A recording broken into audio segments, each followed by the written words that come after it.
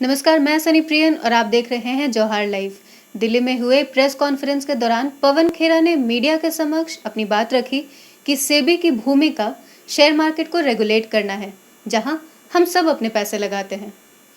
आइए जानते हैं पवन खेरा ने मीडिया के माध्यम से और क्या जरूरी सूचना दी है। और सेबी एक रेगुलेटर है। सेबी का रोल, जो उसकी भूमिका है, वो मिडिल क्लास, हम सब जो पैसा लगाते हैं मार्केट में, उस मार्केट को रेगुलेट करने की भूमिका सेबी की है, बहुत महत्वपूर्ण भूमिका है। और सेबी की चेयरपर्सन को कौन अपॉइंट करता है? सेबी की चेयरपर्सन को, ये दो महानुभाव आपके सामने हैं, अपॉइंटमेंट्स कमिटी ऑफ कैबिनेट, प्रधानमंत्री और हमारे देश के गृह मंत्री श्री अमित शाह।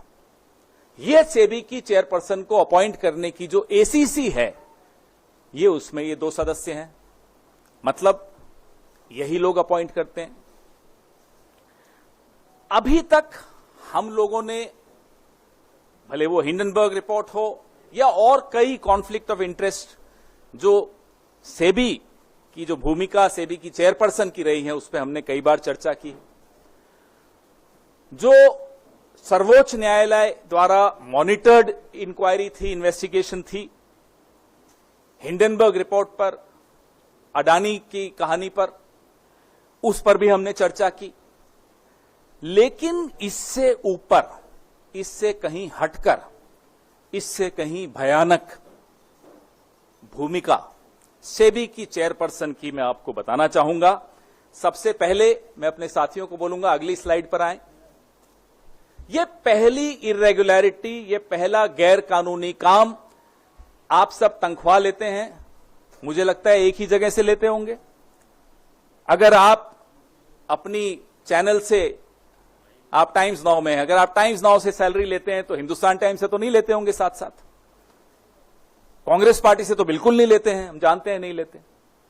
लेकिन सेबी की चेयरपर्सन जब वो मेंबर थी, होल टाइम मेंबर थी, 2017 से 2024 के बीच में रेगुलर इनकम आईसीआईसीआई बैंक से ले रही थी 16 करोड़ 80 लाख। और इसको 3 अलग अलग भागों में हमने आपको दिखाया कि तनख्वाह ले रही थी। आप सेबी की होल टाइम मेंबर हैं, आप आईसीआईसीआई से तनख्वाह क्यों ले रही थी, हम ये जानना चाहते हैं।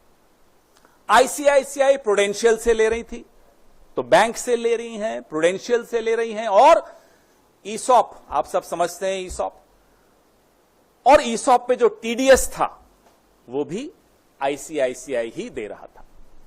आईसीआईसीआई बैंक एक महत्वपूर्ण बैंक, सेबी की चेयरपर्सन एक महत्वपूर्ण रेगुलेटरी बॉडी की सबसे ऊंचे पद पर बैठी व्यक्ति, अधिकारी, तनख्वाह ले रही हैं एक और जगह से। Next slide. ये सीधे सीधे सेक्शन 54, सेक्शन 54 ऑफ सेबी, जो एम्प्लॉइज सर्विस रेगुलेशन 2001, मैं इसका एनेक्शर आपको दिखाऊंगा, उसका वायलेशन है। सीधे सीधे ऑफिस ऑफ प्रॉफिट का मामला है, सीधा। इसमें अगर किसी में थोड़ी सी भी अगर लिहाज, शर्म, लज्जा कुछ हो, वो इस्तीफा देगा, 1 मिनट नहीं रुकेगा इस एक्सपोजर के बाद।